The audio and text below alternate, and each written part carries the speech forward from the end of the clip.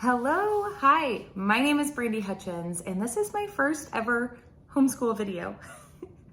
But I am going to talk to you about our curriculum. I have a kindergartner and a third grader, and a lot of people have asked, what do you use? And it's really hard to say what I use because it's so much and there's so many different things. So I'm just gonna do a quick video to show you what we're using and why we chose those certain things. So the first thing that I want to show you is our morning basket. And they get way too into these morning baskets. It does not have to be anything fancy. Let me grab it real quick. Ours literally has like so much stuff in it. This is actually falling out. It wants to be shown, right? Okay, so the first thing that I want to show you, because this is something that we are going to do every day. This is going to be our non-negotiable. We've always done calendar work. This year, so I bought, this one's mine because I try to lead by example by doing it with my children. But we are going to fill out these calendars, and the children are actually going to get to write. So they'll write in the date of what it is. We're only going to do Monday through Friday. Saturday and Sunday we're not going to do because we don't do school on Saturdays and Sundays. So Monday through Friday, they are going to write the date, and they're also going to write what the weather is outside. So it's not just going to be a calendar of dates, but also what the weather is. We are doing a weather unit in science, so that will all tie into this as well. So Ruben is getting one, my kindergartner, only because he wants to do what we're doing. So I typically would not give a kindergartner this task, but since Rosie, I wanted her to start one, I went ahead and Ruben got one too. And then, like I said, I have one so that I can kind of lead by example and show them where to write the date and how to fill them in. And then something else that we have is gratitude journals. This one's Rosie's. Ruben is just going to draw pictures in his because he obviously can't write yet. But I got Rosie one that has a space where she can draw pictures and then she can list what she's grateful for underneath. So this will be something else that we start our day with right after calendar work. And then I also have, if we need a little bit of extra time, if we're feeling like we just want a little bit more, I've got this book. And then I also have the outer space one, which was on the table. A child has probably ran off with it, but these are from Usborne. They're just simple flip books that they're really fun to go through. And I also have one on weather. We have weather, science, and our world. And we like to just go through these for fun. This is also, our morning basket is something that the kids can grab things out of while I'm working with the other child, right? So if I'm working with one child and the other one's a little bit bored, they can come grab something out of the morning basket. We've got like flashcards and stuff in here too. And then I also have these two devotions in here. These are just short and sweet things that I want to start our day with. These do not take very long, and they're really age appropriate. So it's How Great Is Our God and Indescribable. And we've used these for a long time. We really like these. They're things that like you can go through them multiple times because there's enough information in there that you can expound profusely more the next year, right? And then I also have this hymnal. This is more for like poetry and things like that. But what I like about this is like, okay, here's the hymn, My Faith Looks Up to Thee. We can learn the song and we can learn the melody, but then we can also learn about who wrote the song, why it was written, and the time period that it was written in. So it just gives a little bit more information about the songs that we are learning. So that is our morning basket. It does not take us very long every day. I mean, these calendars, very little time. Like it takes very little time to do those. Our devotion is usually pretty quick. Our gratitude probably takes the longest. Since Rosie's actually going to have to write a list, it might take a little bit longer, but that is once again something that I'm doing with them. So my gratitude journal is in here as well so that I can lead by example, and I can also have that time to write what I'm grateful for, because sometimes that doesn't get done every morning, and when we're doing it together, that time is already carved out. Okay, up next, so let's talk about our reading curriculum. So up until now, we have used Abeka, we have used The Good and the Beautiful, we have used a couple of other things sprinkled in, but this year we have completely switched gears, okay? So I supplemented last year with All About Reading. Rosie was needing just a little bit of help in the reading area. I found All About Reading, and I don't know how I've lived all of my homeschool days without it because it is phenomenal. It is a very phonics-based reading curriculum, right? So it has the teacher's manuals, which is great because even though I was a teacher, I taught music, right? So I need a little bit of help in relearning the things that I learned clear back in 3rd grade, however many years ago that was. We're not going to do the math. Okay, so it has a really great teacher's manual. Something that I love about All About Reading is how hands-on it is. There's tons of games, tons of workups. There is no worksheets, right? So I get to use this same curriculum again with Ruben because we're not using worksheets. It's all just games and reading. And then it also comes with these readers. So Rosie gets 2 different readers. I will show you the inside. These are beautiful. So Rosie's, the level 3 are in color. Look at those. They're so pretty. I'm not aesthetically pleasing. I don't have my nails done, so I'm gonna hide that. But they're in color, they're really pretty, and the stories are always worth reading. Like they're very enjoyable stories to the children. Actually, this one will be her first one, but they're just really good books. And then Ruben's, one of them is what I will read to him. So it's a collection of rhymes. So these are all like rhymes and poems that go with the letter that we're talking about. And then there's another book that has just the big letters and easier reads. And then the teacher's manual for him. So, and his actually does have worksheets. So this one it came with a book of worksheets. I don't have my thing over here. I have the first 12 weeks already pulled out and ready to go. But he will have daily worksheets with this. He's not writing anything. They're not old enough to be, doing a ton of writing.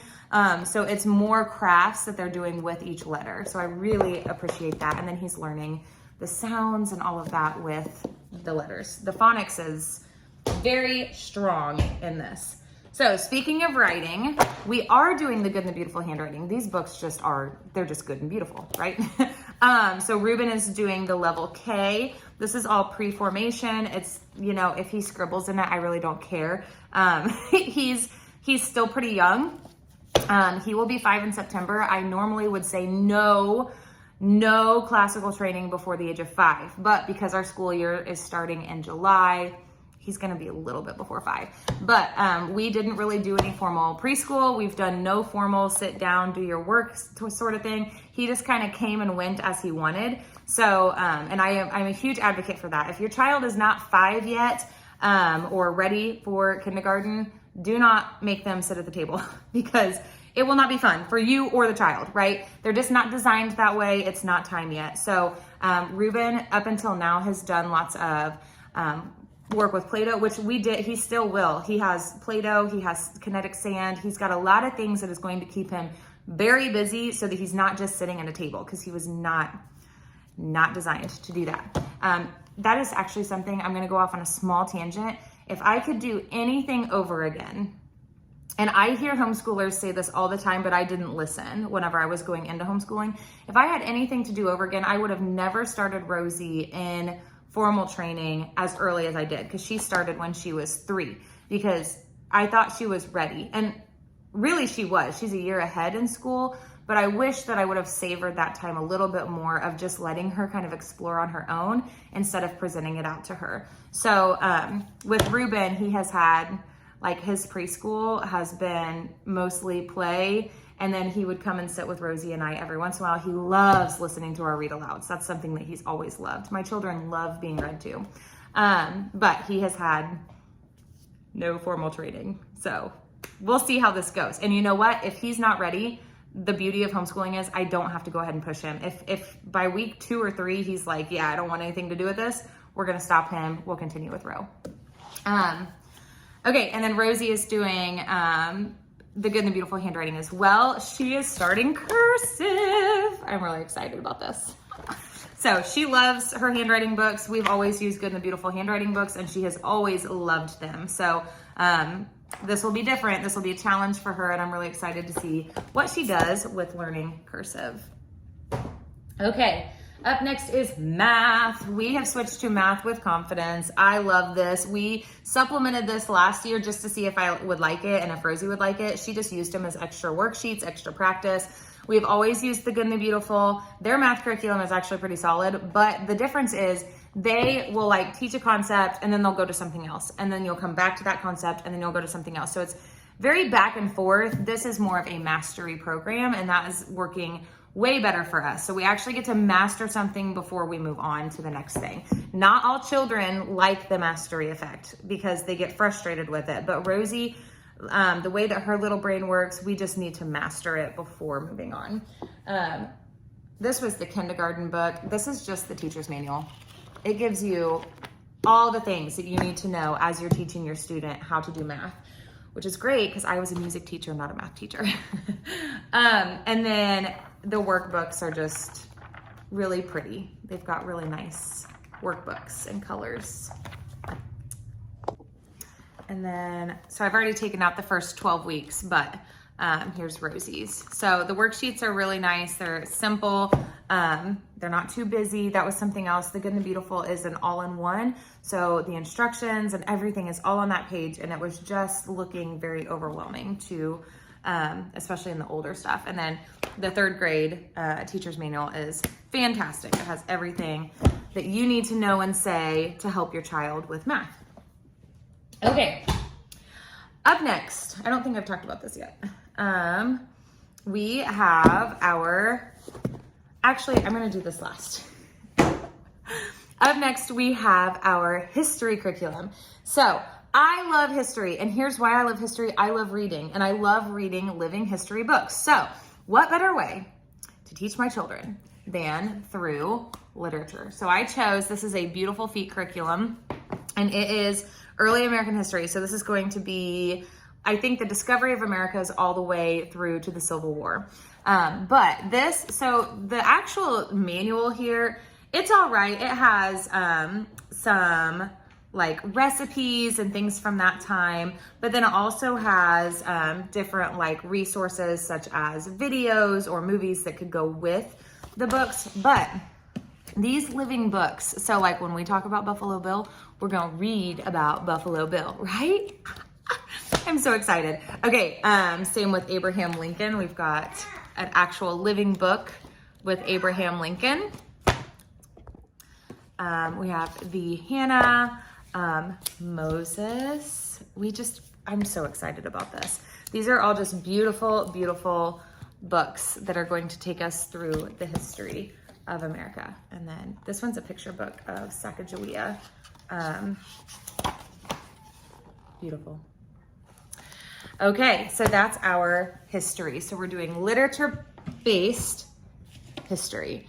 And next, we got really close, sorry.